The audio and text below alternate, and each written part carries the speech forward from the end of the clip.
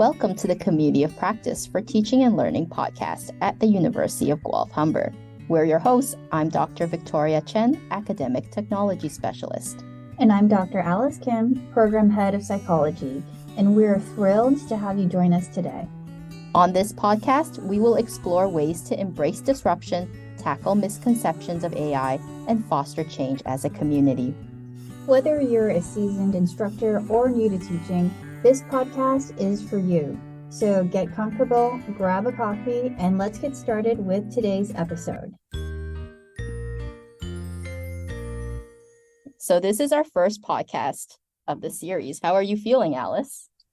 I'm feeling thoroughly excited and very ready to rethink all the topics that we are covering in this series. How about you? I am very excited that we're starting this podcast series and that we have listeners. So thank you all for listening, and we hope you enjoyed today's episode. So let's go over briefly why we created this podcast.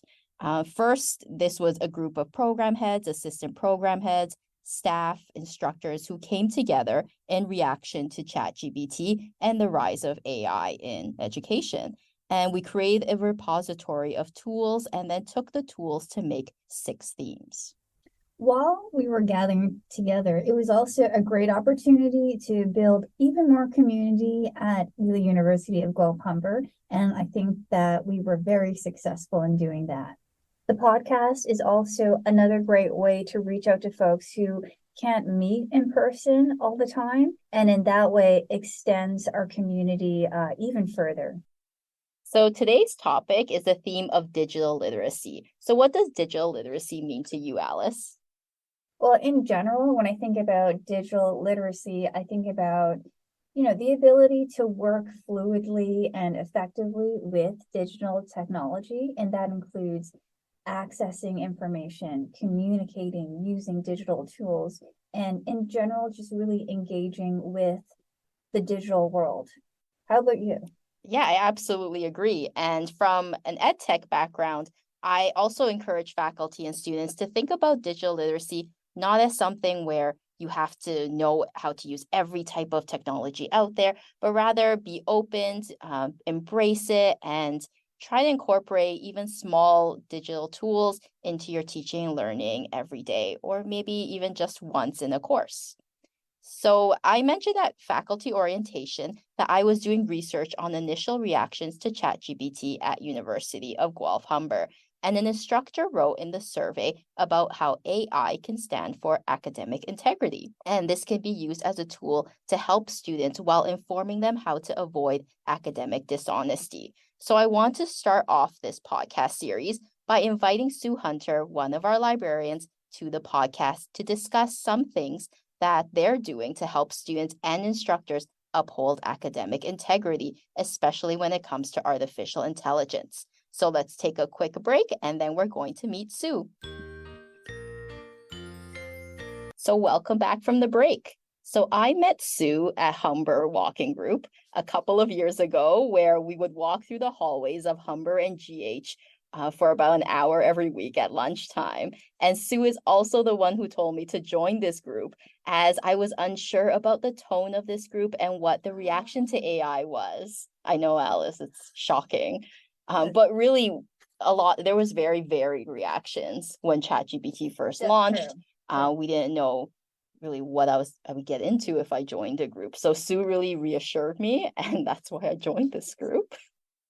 Thank you so much. I'm really thrilled to be here, and thanks so much for including library services in this inaugural podcast.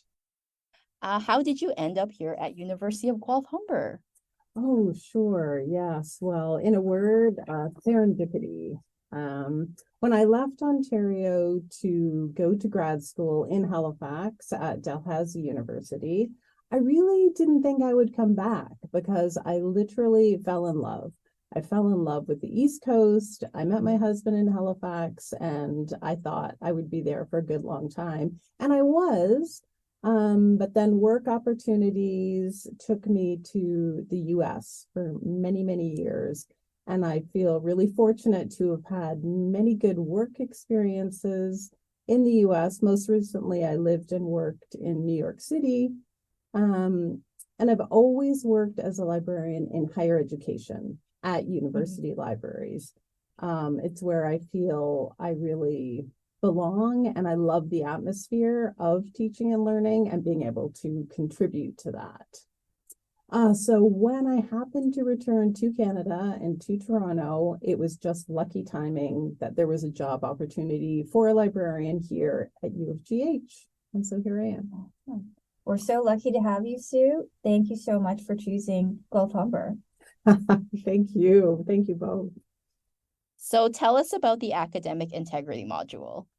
Yes, I would absolutely love to. It's a brand new module just published on September 1st. Wow. And yeah, so the academic integrity module, we're using the acronym AIM, AIM. So I'll be saying that a little bit now. AIM also incorporates the proper citation tutorial now, which many instructors will be familiar with. We've had that as a tutorial for citation styles for many years now. But in last spring, George Bragas, our Associate Vice Provost, requested that library services create an academic integrity tutorial. And he formed a working group made up of program heads and assistant program heads to support and advise the content for this module project. So AIM defines academic integrity. It explains the University of Guelph-Humber policy for academic misconduct. It illustrates various types of misconduct and lists relevant support services available to students. And the idea with the module is that we've presented through multimodal forms of learning, including videos, scenarios, quizzes, and knowledge checks to reinforce the learning outcomes within the module. So I had a question when you mentioned that the module illustrates different types or different various forms of academic misconduct. When you say illustrate, do you mean through the multimodal delivery? Exactly. Okay. Exactly. That's awesome. Yeah. So we've tried to present scenarios as examples when we present the pieces of policy information, so that trying to make it more clear what might violate the policy and academic integrity as a whole. And just to clarify, this is student facing. It's for the students. Correct. That is amazing. That is amazing. Sorry. What? Great. Yeah, we're excited about it too. And hopefully it will answer a lot of questions for students and perhaps those that get posed to instructors that to help students learn. So the module also incorporates information and scenario questions about the concerns around the use of generative artificial intelligence tools. We know it's been a concern, both the opportunities and the challenges, so we've incorporated that into the module also. And just a bit about how AIM is presented. We use the Articulate 360 Rise platform. So it offers accessible and a mobile responsive experience. So students can use this on their phone, on their laptops. There are audio components to all throughout the module. So instead of relying on reading through the text, one can listen to the audio portion. The module is available through CourseLink, which students can access via a self-registration menu. And the module can be incorporated into courses for part of the grading process, if that's preferred. And there are certificates of completion that will be available and will live in the student's profile in CourseLink, so instructors can ask for those certificates of completion. Yeah, that's a great idea. It's kind of like how for like psych or anything that's doing research methods, you want them to do like a certificate of completion that they completed one of those research modules. Right, for sure. Yeah. And can instructors see how many times they've completed this module? Like, could they have completed it for another course and then do it for this course? Right. And that's the beauty of having the certificates. And we also have badges. So if a student has completed it in a first year class, they come to a second year class and the instructor says, I would like proof of completion of the AIM. Students can present that because they'll have it in their course link profile. So how else can instructors help instill digital literacy in their courses with the help of GH Library? Yeah, so liaison librarians are often invited into the classroom by instructors to teach digital literacy by showing students how to find, evaluate, and communicate relevant sources for their topics of interest when they have a library research assignment. The librarians also create research guides, which are curated lists of library resources from both Guelph and Humber. And these research guides support UofGH programs and specific courses at UofGH. And these guides are available online and they can be incorporated into CourseLink. Amazing. Anything else you want to add? Yes, thank you. We recently created a research guide for for artificial intelligence and generative tools to support instructors and students around the opportunities and challenges about artificial intelligence. And so hopefully we can include that link with part of this podcast. It's a research guide we have developed, but it will continue to grow as we all learn more about artificial intelligence and the tools available to us and how we might incorporate them into teaching and learning. So every program has a liaison librarian tied to them. So can you tell us who these liaison librarians are? Yes, I'd be happy to. And we'll put these details in the podcast episode notes, but just so you know, Uzman is the liaison librarian for business, kinesiology, and psychology. Curtis is the liaison librarian for community social services and early childhood studies. And I am the liaison librarian for justice studies, media and communication studies, and electives and liberal studies. We're so glad that you were our first guest on this podcast. And I hope all our listeners go now and check out the library services. Where is it located, Sue? We are located in GH 203, and you're welcome to contact us online anytime. Perfect. So we're going to now take a quick break, and then after our break, we will introduce our next guest. So welcome back from the break, and now we have two guests with us in the studio. A big welcome to Carrie Ann and Mark. Welcome to our studio. Thanks for having us. Great to be here. Why don't you both take a moment to introduce yourself?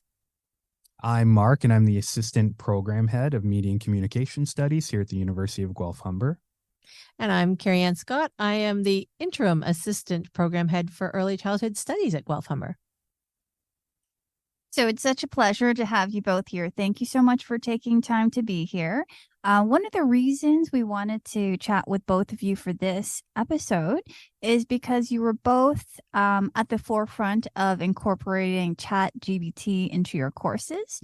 As soon as the explosive emergence of this generative AI really came to light, and we were wondering if you could tell us a bit about how you've embraced ChatGPT in your courses.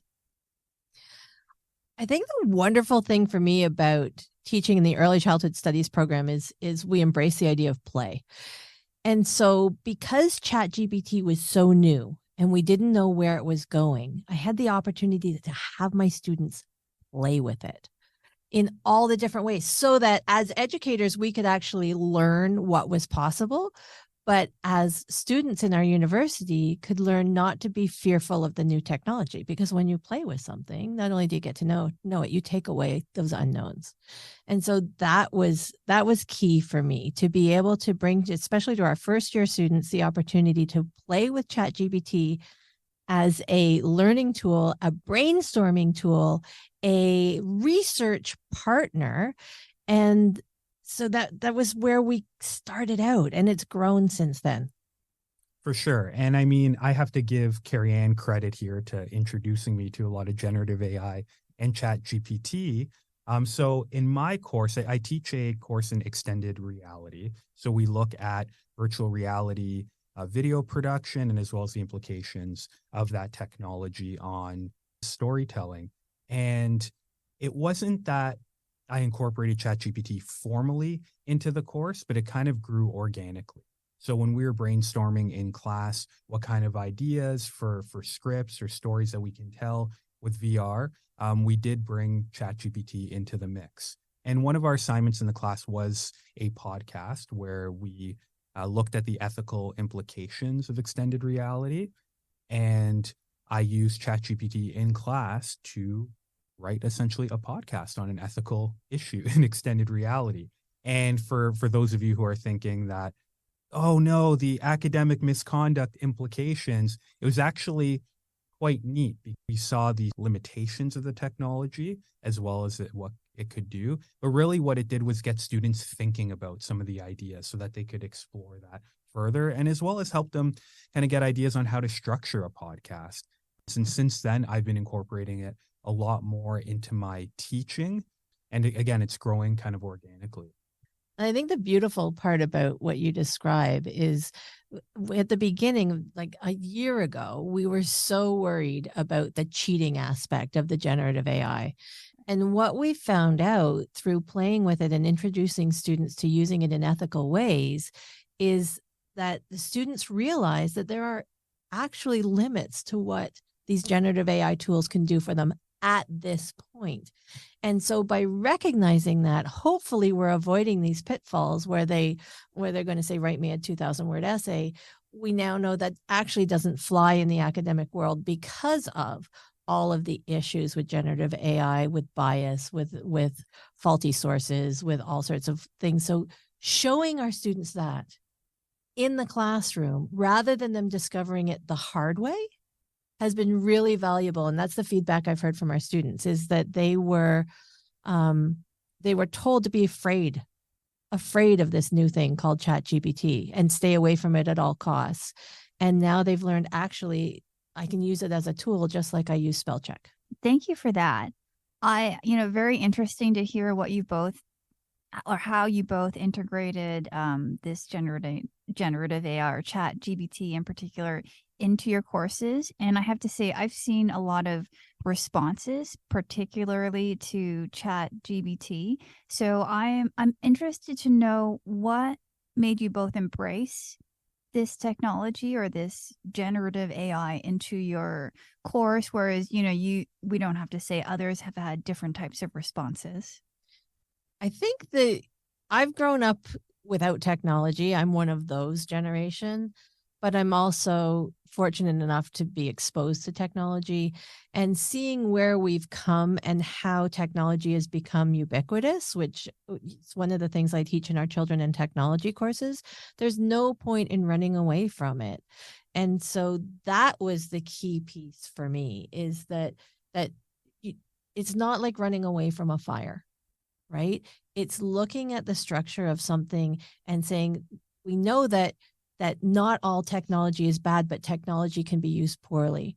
And so if we look at something and not say it's inherently a bad thing, then how can we use it ethically? Because honestly, it's not going anywhere, right? The genie is out of the bag. So how can we then use this for good instead of evil? So Mark, you mentioned that you didn't formally integrate ChatGPT into your course. But you did somehow make use of it for your course, as you described. And I'm wondering if you can just elaborate a bit on how you used ChatGPT in your course, because you didn't integrate it fully. So what did you do? A lot of it was just asking students if they knew about the technology and how they felt about the technology. and was sort of testing it in class and seeing what it was capable of, how it could help us, but also having some fun. Like we had to kind of write little, song verses and things that are completely unrelated to the curriculum. But that's where we really started to dive into using it for brainstorming. But we also used it to showcase the limitations of the technology. Can ChatGPT write you an essay? Absolutely. Is it very good? Not really, right? It just kind of skimmed the surface, and that's getting better and better. But it was really getting students understanding the power, but also implications of generative AI. So going back to why the question of why did you choose to embrace ChatGPT when you could have had any number of different types of responses?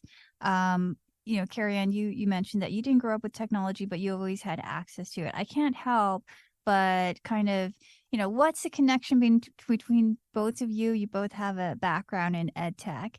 Do you think that this is somehow associated with how you've both really openly embraced ChatGPT? I think that for me, it's because I look at things from the eyes of a child, right? In the early childhood studies program, we look at the whole child, and children are going to be exposed to this. And as an educator, as a parent, if children are going to be exposed to it, I feel that I need to understand it.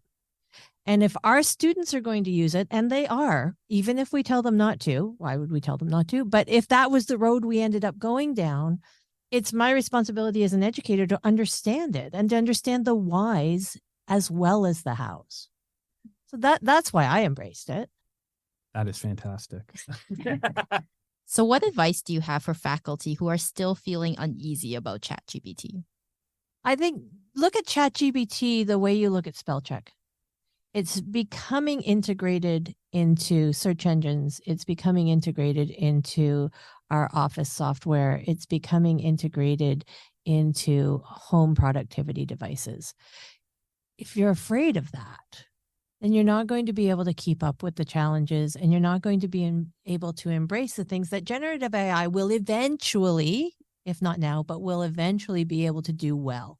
And it is going to, I think, increase the quality of our academic endeavors, because it's going to allow us to focus on the things that are important, allow us to examine bias, and allow us to really look at sources, at least while it's growing, right? It's like a child. It's very much growing right now. We're not even into the teen years. So as it grows, we have a chance to not only embrace, but to have input into how it's used, to have input into how it grows, because we are feeding generative AI. And I think it's good to be skeptical of new technology, right? Because it's important to not just embrace the newest thing as incredibly important to everything we do. But on that note, I also think it's forced us to take a step back and really think about our classes and what it is we are teaching, and how engaging and, of course, authentic our assessments are. Like, is the essay really the best assessment for this particular course? Is a discussion post online really engaging for our students, and is that really demonstrating learning? So it really forces us to take a step back and look at, okay, what kind of assessments can we have that ChatGPT is not going to, lead to misconducts and lead to plagiarism, but what kind of assessments can we have that ChatGPT can be used as a tool, or AI can be used as a tool? So I think that's really important to explore. And I think you touch on a really good point. That's the beauty of our journey, that we both started in ed tech, and now we're looking at the aspects of teaching and learning that are authentic. And so we're doing a deep dive into authentic assessment, and what does that mean for curriculum development? What does that mean for the future of post-secondary education? And what does that mean for us as an institution? That's a beautiful place to be, right? Because we're going to be able to implement change. Absolutely. And in my XR class, we started off as having I think it was a 1,200 word or 1,500 word paper on the ethical implications of virtual reality and augmented reality. And the work that the students were producing was fantastic. Was it the most engaging for them? Probably not. So I decided to replace that with a podcast. So it was an 8 to 10 minute podcast. And it was amazing. And there's something about engaging with research material and then writing a script, taking that information, synthesizing and adapting it to a script that really enhanced their learning. They loved it. I enjoyed listening to them in the car on the way to work. And yeah, it was, to me, way more engaging than an essay, and also harder to, use AI to kind of create that. And it's important to also not assume that AI is always going to lead to misconduct or unethical use of technology. And I think that's not giving our students a lot of credit. So thank you again for joining us in this session, Carrie-Anne and Mark. Any final thoughts? I think I'd just like to encourage, whenever we're talking about a new technology or we're entering a new phase, I want to encourage our educators and everyone that's listening to ask the why questions. Why are you using this technology, or why are you doing this assessment? Why are you doing it with these students, and why are you doing it now? And so this is going to allow us to be reflective educators, to not keep doing the same essay-based, discussion-based assessments that we've done for the past 20 years since I've been in post-secondary online and using these technology tools. When you can answer those 3 why questions authentically, you've got a great reason for moving forward, and it allows you to keep your content fresh, keep your knowledge current, and keep your practices authentic. Avoiding technology does not make its related problems go away. It's important for us to embrace it. And I don't mean embrace it like we have to use it, it becomes part of everything we do. No, but embrace its existence, to talk about it, look at the ethical implications of it, look at what makes it good and valuable, as well as again, all these challenges. So if you are hesitant about generative AI or ChatGPT, I think that makes it, an even bigger reason to explore it and look at it. And hopefully address some of those concerns. I think it's something we have to do collectively. Thanks for tuning in to the podcast. We hope you feel inspired and are excited to apply some of the things you learned today into your teaching. Remember to fill out the survey, and you are one step closer to receiving your participation certificate. Until next time.